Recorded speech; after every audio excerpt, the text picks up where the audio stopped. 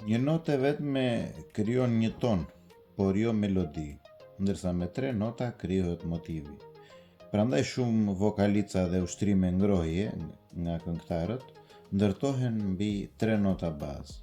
Në këtë këndvështrim del interesant emri melodi. Edhe pse mendohet se vjen nga fjala ode, që është një këngë apo vjersh lirike, brenda vetë fjalës mund të lexohet mi, la, do, pra 3 nota që ndërtojnë fjalën melodi dhe një melodi minimale.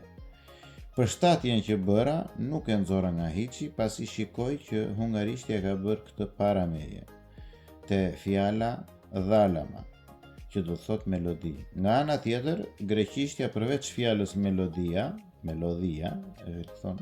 ruan dhe formën melos, që përdoret edhe në shqip dhe mund të shihet si mi, sol. Pra mi dhe sol, një strukturë edhe më e thjeshtë, me 2 nota, e përdorur shpesh në këngë rituale dhe ninulla të lashta. Kështu, 3 fjalë që lidhen me muzikën flasin me nota muzikore.